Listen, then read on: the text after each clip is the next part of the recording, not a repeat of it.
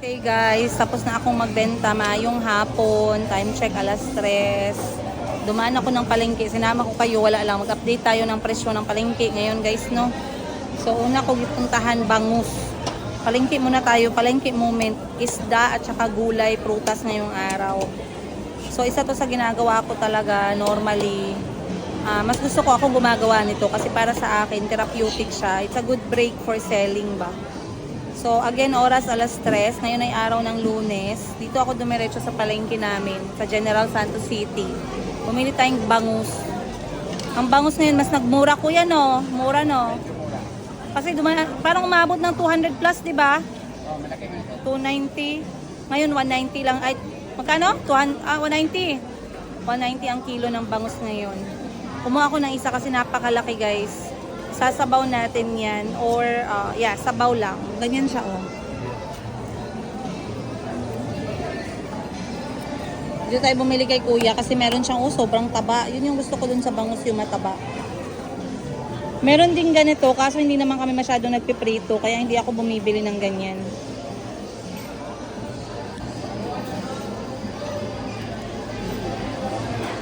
Alright. So,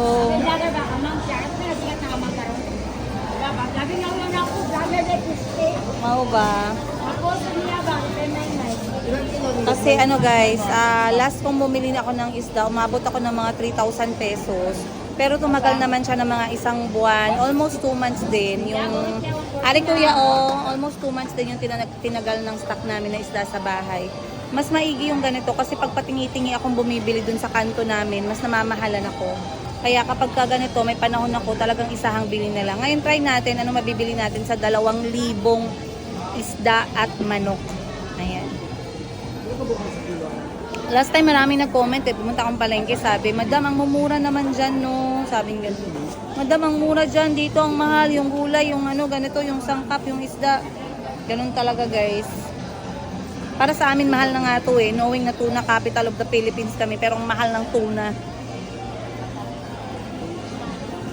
Okay, next nating pupuntahan ay kahit anong isda, basta pang sabaw.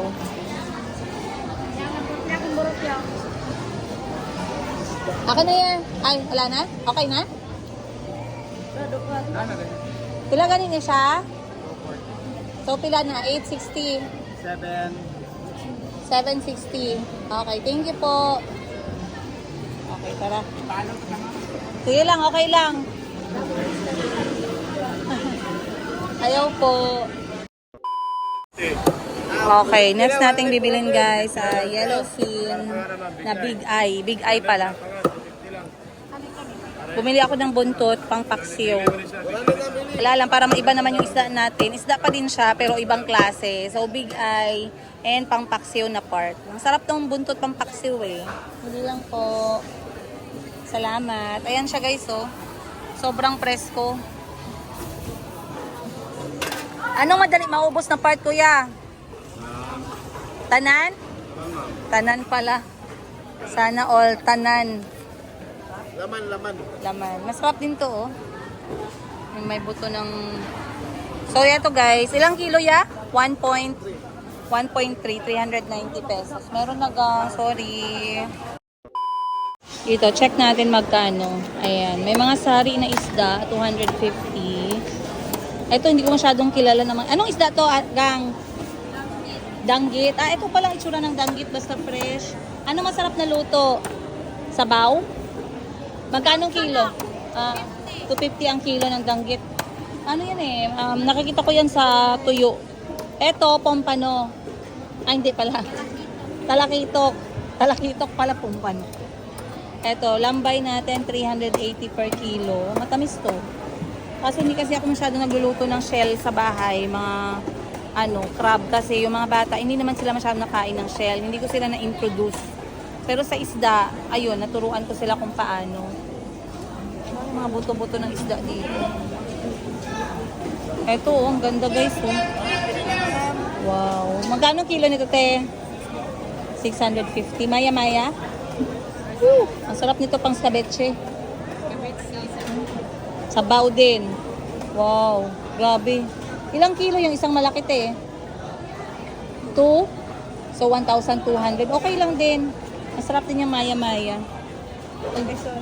Ito maganda din to guys. Ayun no, marami dito iba't ibang isda. Maganda dito sa Jensen kasi marami kaming iba't ibang klase. Ano yan kuya? Na isda? Lapo. Ah, lapu-lapu. Yan palang itsura ng lapu-lapu. Ayan siya.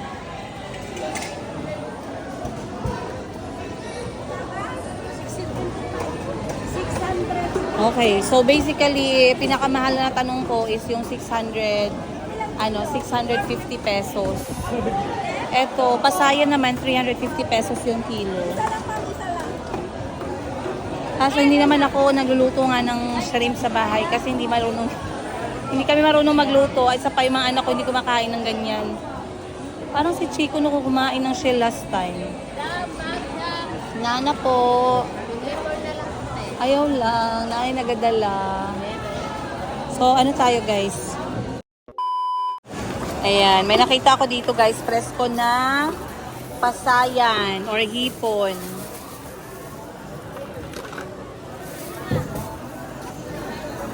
Ayan. Bumili ako 1 kilo. Maganda kasi to eh, sa diet natin. Wait lang, ayan po. 340 pesos ang kilo. Bumili ako 1 kilo. Para lang panghalo sa mga broccoli, sa gulay, para may bagong recipe naman tayo sa bahay. Tsaka parang merong isang beses si Chico kumain nito eh. Ang masarap nito parang ano ay? White squid. Oo. Eto masarap ang luto nito yung may Sprite. Yun ba yun? Butter ba? Butter no? Butter. Ang ano, butter. Ang butter lang. Tapos kare. Oyster sauce. Okay, try natin. Tinuruan ako nila nanay. No, thank you. Thank you po. Okay lang, wag lang muna. Mom is going somewhere, Chico. Hindi, dito lang ako. Hindi ako mag-go. Hello, guys. Eh, di ba, andito na ang andito na ang shop ko sa labas. Hindi na ako mag-go. Minsan na ako mag-go. Mami, then naka-go. Oo, nag-go na tayo sa beach. Nag-enjoy ka? Enough naka-go sa work. Oo, mag-go lang ako sa konti lang na mag-go. Wala naka-go sa work. Today, hindi ako mag-go sa work. Gusto mo mag-go ako sa work? Mag-go ako sa work? No. Saan ako punta? I want you to stay here. So, saan ako kuha pera? Do you want to go up there? Bring you to look for pera. Chico, wake up. Mag-sleep pa sila. Hey, wake up. No, sleep pa. Hey, wake up. Wake up ka karon. I want. Then I won't show my face. Sleep pa kayo. Sige na. Mommy, can we wake up now? Mimi, go sleep na. Go sleep. Hi guys, mayong hapon. Time check, alas 2, alas 3 ng hapon. Lumabas kami ng mga anak ko kasi ngayon ay Tuesday, wala silang pasok. So basically, sabi ko since nagtrabaho ko buong araw kahapon. Op! Dito, saan yung hanger ko, be? Hanger pa din talaga yung panlaban ko, guys. Bawal dito ang gentle parenting. Yan, it's okay. It's okay. People will know that I don't do gentle parenting, lalo na mga ganitong oras. You see? Hanger, kung hindi tsinelas. So anyway, you guys, lumabas kami, dinala ko sila ulit sa dagat. So, ang daming improvement sa mga bata. Lalo nung talagang simulan ko na paano sila kung natulog na.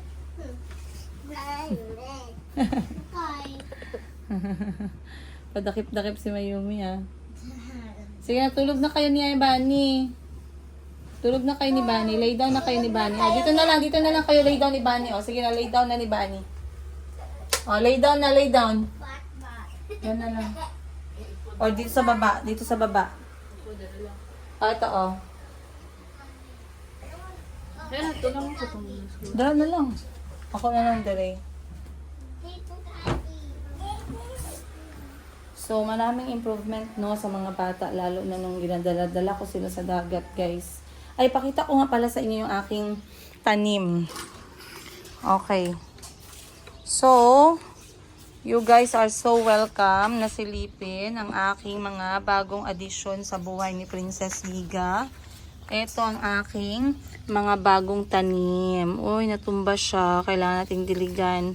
Pero ito, pwede na siya ma-separate. Kasi meron na siyang 3 grupo. So, this is chives. Ito siya guys. Paborito ko to lalo na sa pad thai at sa sugbang isda. Pinapapak lang yan siya ng hilaw. So, nung nakita ko siya, may nagbibenta dito, 150 pesos. Bumili ako ng mga 6 na klase. This one naman is the peppermint. Ito ilalagay ko sa aking tsaa. Any time of the day. 150 pesos din. Tapos, ang next ko na pinili is ang eucalyptus mint. Para pa din to sa tsaa. Amoy Vicks Vaporub. So, yan. Pwede lang siyang kainin ng hilaw. So, normally, nung pinili ko yung halaman kasi hindi ako masyadong, mahasa. Grabe. Parang kumain ng Colgate na close-up. Colgate na close-up. Okay. Next na binili ko is etong Culantro 150 pesos. Eto naman guys, pag nakita nyo to, try nyo. Alam ko unang-una masyashock kayo, no? Pero kapag kumakain kayo ng sugbang mga isda, lalo na sugbang tilapia, kagatin nyo to or ilagyan nyo ng isda sa loob, then isawsaw nyo, then kainin niyo, sobrang sarap. Again, this is culantro. Binili ko talaga to para magaya ko yung style ng Thailand pagdating sa sinugbang tilapia nila, which is merong mga side na gulay. And meron din akong green Thai spicy sauce na dala ni Achi. Next is ang ating Thai basil. Lalo na to, paborito ko rin tong Thai basil guys. Ang sarap din ito sa pangluto. Pwede sa mga pagapaw, patkrapaw, or pwede mo siyang ilagay sa subang isda din, side dish. I also bought celery. This is celery, 150 pesos. Papalakihin ko din to guys. So ililipat ko na sila mamaya. Meron akong biniling paso para mas lalaki pa sila. And lastly na binili ko isang lemon balm para din sa tsaa. Ayan. So 1, 2, 3, 4, 5, 6, 7. Bumili ako nito kasi ililipat ko sila dito. Dito ililipat ko dito yung chives, tsaka yung basil, tsaka yung yung celery. Then yung mga mint ko, ilipat ko dito. 3 mint. Si culantro, ililipat ko dapat siya sa mas malalim pa. Then, kinalbo ko naman ulit ang aking mulberry. Nag-pruning ako. At napansin ninyo, nagsimula na siyang magprutas. Eto naman, nagbulaklak na siya, pero hindi ko lang alam kung kailan yung prutas nito. So far, simula tinanim ko siya, hindi ko pa na-enjoy yung prutas niya. Parang isang beses lang, pero very minimal. Hindi ko nga alam kung may butas ba to sa ilalim. Parang meron naman. Ayan. So, maraming nag-comment sa inyo, no, tungkol dito sa area na to. Bakit hindi ko na lang to pinasemento? Hindi ko binago kasi wala lang. Wala pa talaga akong idea. Do gusto ko siya lagyan ng frog grass. Pero saka na kasi wala pa talaga tayong budget. Pero frog grass talaga ang plano ko diyan. Ayoko siyang isemento. At ayoko din siyang lagyan ng bricks. Kaya ganyan siya. So, kakauwi lang namin. Like I said, dinala ko yung mga bata sa dagat 1 hour away. Napakaganda guys ng dagat kanina. Though sobrang init. Hindi naman sobrang init. Actually, yung init ngayon hindi naman ganun talaga kasakit compared sa mga nagdaang araw. And tamang-tama, nakaabot kami sa bahay ng medyo paulan-ulan na. Makulimlim na. Ayan, oh. Ang daming ibon. So, biglaan lang yun guys. Wala na naman sa plano yun. So, kung ano yung niluto namin for breakfast, yun lang din yung binitbit namin. Nilagang saging. Tapos, meron kaming nilagang kamuting kahoy. Meron kaming kanin. Yun lang guys, ang bitbit namin. Then, dumaan lang kami ng isang lechon manok. Pang ulam na namin yun. So, sold na sold. And, nag-enjoy ang mga bata sa dagat. Nag-exercise. Bakit na lang ito nandito? Okay. So maraming ano no, maraming changes sa mga anak ko, lalo na nung talagang inano ko sila, in-expose ko sila sa paglabas-labas recently. Mamaya kwentuhan natin. Wow, ayan, kamuting kahoy. And ano pa ba? Ito yellow. Tinapay. Bumili akong tinapay kasi yung mga bata, pag-gising nila mamaya, gagawa din ako ng sikwati or yung tinatawag natin na cocoa drink, hot cocoa drink. Pero meron pala ako natira dito. This is soy milk.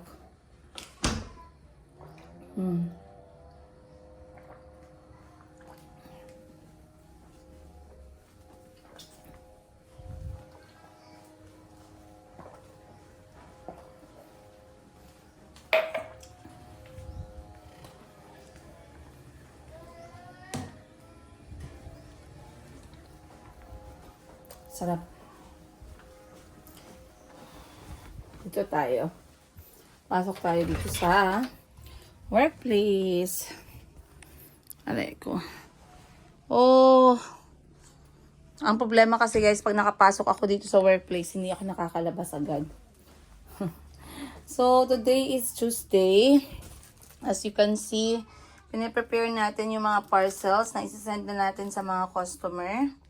Ayan, meron na lang akong isa dito na natitira. Pero yan, mostly okay na yan siya guys. Pipick upin na yan siya bukas. Parang naiwan ako dito. Mamaya na. Gusto ko kasi tabihan yung mga bata na mag-take ng nap.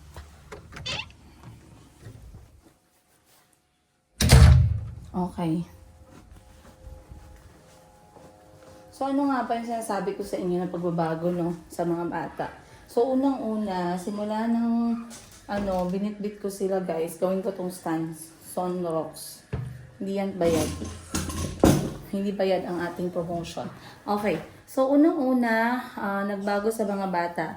Si Calby, guys, talaga, dati, masyado yan siyang, matatakutin. Chico, Calby, I said sleep na. Chico! Isa. Doon lang kayo, Ban? Mainit. Ban? Doon lang kayo. Mainit man dyan. Nagdadula lang sila dito. Si Calvin, ang ginakon. So, si Calby dati, guys, konting lang sa tubig, sumisigaw siya. So, masaya ako ngayon na sobrang komportable niya na. Minsan ako na lang nagpipigil sa kanya na pumunta sa malalim. Kasi natatakot ako. Pero talaga nakikita ko yung napakalaking tulong na exposure sa tubig sa kanila. Hindi lang dahil sa swimming lesson, kundi yung parang nagiging mas komportable sila sa tubig. Mapa-swimming pool man or mapadagat. Ayun. And then, unang-una kanina parang ayaw pa ni Calby, no? Parang ayaw pa ni Calby pumunta ng dagat. Pero nung nakapunta kami ng dagat kanina, ayaw nang umuwi. So, hindi ako nag-vlog kanina, guys. Dahil nga, masyadong mainit, number 1. Number 2, tinitingnan ko yung mga bata. So, sabi ko, i-share ko lang yung picture sa inyo. So, si Chico naman ay, nagbago kay Chico. Talagang grabe, guys. Dati talagang si Chico, lang yan siya, sa may buhangin lang. Pero ngayon, grabe. Hindi ako nagkuha ng video, pero nag-enjoy talaga ako kapanood sa mga anak ko. Si Chico, nagalangoy na siya talaga, as in talagang submerge. Ayun, talagang submerge siya sa ilalim ng tubig, no? At talagang umaabot na siya minsan 5 seconds, minsan 10 seconds kapag naglalaro sila ni Calby. So, masaya ako doon. Kasi talaga maganda, good exercise, good exposure, good connection sa nature, good change of activity. Si Mayumi naman, napaka-komportable na din. At patagal ng patagal, mas lalo niya nang tinatapakan yung palalim ng palalim hanggang sa umabot na dito yung tubig sa liig niya. Ang importante lang, may kasama siya. O, diba? May kasabayan siya. Pero, it's amazing how we are so lucky kasi sabi nga ng ibang mga foreigner, no? Filipinos, you are so lucky or so blessed kasi you have a beautiful country. That is very true. And we are very lucky na mga taga Mindanao, ako taga Jansan. Masaya ako guys kasi madami tayong tubig dagat. Marami kami ditong dagat, marami kaming lake, marami kaming river. I-attach ko dito picture ng mga bata para makita ninyo. Ngayong umaga lang yan, and then kadarating lang nga namin, no? So, ako'y magte-take nap muna guys kasi maaga din ako nagising kanina. Tatabihan ko yung dalawa dahil hindi rin sila natutulog. Akala nila aalis ako pero sabi ko nga hindi naman ako magtatrabaho. And nakatanggap na naman ako ng sulat. Sana all para lang Dear Ate Charo. Nakatanggap ako ng sulat galing sa tatay ng mga bata. Galing sa lalaking yun. Ano bang tawag sa kanya? Napaka-awkward. Nakatanggap ako ng sulat kasi may plano siya na isama ang mga bata sa isang activity abroad. Hindi ko siya I did not take it seriously, to be honest with you guys. I did not take it seriously. For me, I just want to observe kung ano yung gusto niya mangyari. Pero I don't take it seriously. Gusto niya isama yung mga anak ko for a certain activity abroad na isa sa pangarap niya para sa mga bata. But as you can see, pagkatapos ng lahat ng nangyari, parang I don't have the appetite para makinig, wala akong interest, hindi ako interesado. Okay? Wala lang, and then sabi ko is, sa sarili ko kasi, if it's not about the children or the financial aspect ng mga bata, I don't have time for you or for anyone. Ganun yung aking stand. It's guys, no? Very mahirap. Hindi madali maging single nanay. Noong isang araw nga, sinagot ko yung mga kapatid ko kasi nagtataka sila bakit daw hindi daw ako masyadong lumalabas ng bahay. Lately, pass daw ako ng pass sa mga invitations nila. Sabi ko sa kanila, nahihirapan nga yung mga may asawa, ako pa. Hindi nyo ba alam na kulang ako sa tulog? Kasi si Calby nagising 2 beses, alas 12 at alas 2 ng umaga, suka ng suka. Hindi nyo ba alam na si Chico inuubo? Hindi nyo ba alam na kagabi alas 12 na ako nakatulog sa kakabenta? Hindi nyo ba alam na ngayon kailangan kong bumangon ng umaga para ilista, maningil yung mga nabenta ko, mag-send, mag-invoice, mag-packing, lahat. Ang dami kong ganap, you guys. And that is because ako lang naman lahat. Okay? So kung gaano kahirap para sa inyo na may partner kayo, hindi nyo ma-imagine yung buhay ko as ako lang mag-isa. Ma-imagine nyo siguro pero iba pa din pag napapanood ninyo or nakikita nyo talaga from the ground. So okay lang din naman. I am still grateful. I am still grateful for everything. Everything is still a blessing. Yung pagising ko sa umaga, yung may pagkain ng mga anak ko, yung na meron akong skill para magbenta, that's a gift. And the energy that I have every single day, I am forever grateful. Alhamdulillah, no? Hindi lahat meron pang chance. Hindi lahat resourceful. Hindi lahat nakakayanan na hindi mabaliw amidst all the challenges sa buhay natin. So, I guess, yun guys, no, ang mga chika ko sa inyo. Mamaya, gagawin ko na naman ulit yung tindahan, tatapusin ko, pero mamaya na, magte-take na po na tayo ng 2 hours. Alright guys, andito na ako sa loob ng aking tindahan at ako po'y magpa-finalize. Meron ako natanggap na message and I wanted to comment on that, no, regarding this etong balita na merong katulong sa abroad na pinaslang niya yung kanyang amo. Okay, first of all, sobrang nakaka-heartbreaking na balita. I cannot bear reading the news, to be honest. And lately talaga sobrang nakakalungkot yung mga balita. So may nag-message sa akin.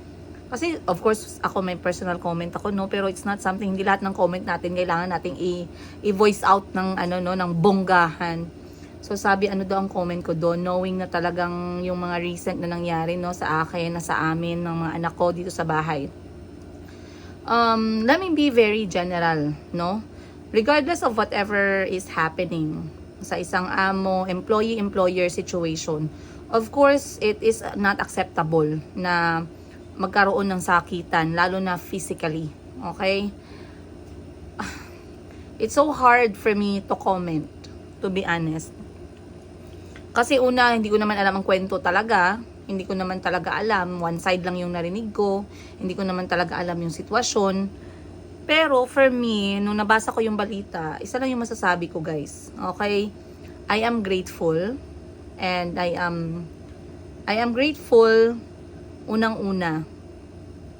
And I always prayed for the protection of my family. And kung ano man yung nangyari and how things unfolded and how I handled things, I felt that they had to happen. And for me, they happened in the right time. Okay, maybe some people would think na late na ganito, nasaktan na yung mga anak ko, umabot na sa point na ganito. Pero no way, some things just,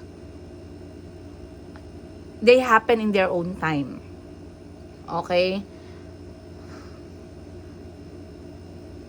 Ang hirap mag-comment kasi maraming nag-comment doon. Siguro ganito daw, masama daw yung amo, ganito, ganyan. Why are we justifying? At first regardless, okay fine, masama yung amo, may ginawa yung amo. Hindi naman natin alam kasi sa abroad, iba kasi no, iba yung kalakaran nila. Pero when we comment kasi, lalo na sa atin mga Filipino, may mga Filipino kasi na nag-comment doon. Ang labas kasi nun, parang okay lang pala na bawian ng buhay yung isang tao dahil naging masama sa'yo. Okay? Ganun yung pagkakaano ko pagkaka-interpret ko. Like I said, it's a very sensitive news. It's a very sensitive story. For me, I feel sorry. If ever, totoo man talaga na nangyari yun. I feel sorry for the family. I feel sorry that it had to happen. I feel bad na things happen like how it did. Okay? And nakakatakot siya isipin, to be honest with you. And for me, I would feel na, kasi sa case kasi namin, sa case ko kasi nagsimula na Parang hindi ko man nakita, hindi ko man naramdaman physically sa akin, pero meron kasing mga hint. And nagsisimula na ding masaktan yung mga anak ko physically. Okay? Ilang beses niya mang i-deny yan. I know, babawiin din sa kanya lahat ng mga salita niya in some other way, 'di ba? Pero dun pa lang sa point na ikwento ko sa inyo na yung sumisigaw na ako sa sobrang sakit ng tiyan ko, tapos nakaupo lang siya, hindi man lang siya tumayo para abutan ako ng kahit na anong gamot, kahit na anong, hindi man lang ako chinek kung okay, hindi man lang ako tinanong kung bakit ako sumisigaw, hindi man lang nagbigay ng kahit na anong initiative na tawagan yung pamilya ko. Katok ng katok yung lalaki na nag-deliver ng gamot, hindi man lang siya tumayo. So umabot sa ganung point. So for me, it is very creepy, to be honest. It was very creepy. I am very happy, like I said, at na-voice out ko na to sa inyo. Masaya ako na wala na siya dito sa bahay. Masaya ako na hindi na namin siya kasama dito sa bahay. Masaya ako na wala na siyang access sa mga anak ko, sa akin at sa loob ng bahay ko. Masaya ako completely. And I am very grateful and blessed, and I will always thank God for protecting us that way. Okay? So, I know hindi lang naman to nangyayari sa mga foreigner, foreign country, mga foreigner. Nangyayari din naman to minsan sa sarili nating bansa. 'Di ba? So, like I said, we just have to pray for our safety. Yun lang. And of course, as long as ako kasi I believe as long as maayos ka naman sa tao, hindi ka talaga mapapahamak. Hindi ka mapapahamak. So for me, I know we were protected by God. I'm happy my kids are protected by God, and I'm very happy I had the resources and I had the right people around me to make things happen on the right time. Masaya ako ngayon guys na wala siya dito sa bahay ko. I have never been so peaceful. Imagine na I don't have to makisama sa isang tao sa bahay ko, bahay namin ng mga anak ko, tapos parang ikaw yung reyna-reynahan. Wala nang ganun. Hindi na naglalakad sa eggshell yung mga anak ko na parang kada tapak nila sa bahay ko nakakatakot. Parang every time nakasama siya sa kotse nakakatakot. Parang every time naalis ako ng trabaho nakakatakot. Wala nang ganun klase. And I am very happy. Ang saya-saya ng puso ko. For me, that is the greatest gift for me ngayong taon. I don't mind, wala akong celebration sa birthday ko, wala akong regalo, I don't mind all those things. What really makes me happy is I am able to solve problems namin ng mga anak ko dahan-dahan and in a very, effective way. Okay? So once again you guys, I know marami sa inyo nakapanood ng balitang yan, hindi ko na i-mention, pero kung kung familiar sa inyo yan, marami sa inyo nakapanood, and maybe you suddenly thought of us, of me, oy si Princess Giga, ganito din nangyari sa kanya, ganyan. Okay? I just hope na hindi tayo quick mag-judge. Okay? Hindi ako magsasabing walang kasalanan yung amo, hindi ako magsasabing walang kasalanan yung katulong. Hindi ko masasabi yan kasi hindi ko alam ang totoong kwento. What I'm trying to say is, let's not be so quick to judge. Okay? Ang mali ay mali. Ang mali ay mali. Huwag nating bigyan ng baka ganito, baka ganyan. Siguro ganito, siguro ganyan. Mali, mali. Yun lang, period. Okay guys? So anyway, tatapusin ko lang po itong aking mga orders dahil bukas pipick upin na ng aking courier, and magpre-prepare na ako kasi normally Monday, Tuesday, Wednesday ay ang aking invoicing, packing, and sending. And then Thursday, Friday, Saturday is aking live selling. So dapat by tomorrow morning, clear na yung tindahan ko, getting ready for Thursday, Friday, Saturday. Ayun, maraming salamat once again you guys. I'll see you on the next one. Much love, Princess Giga.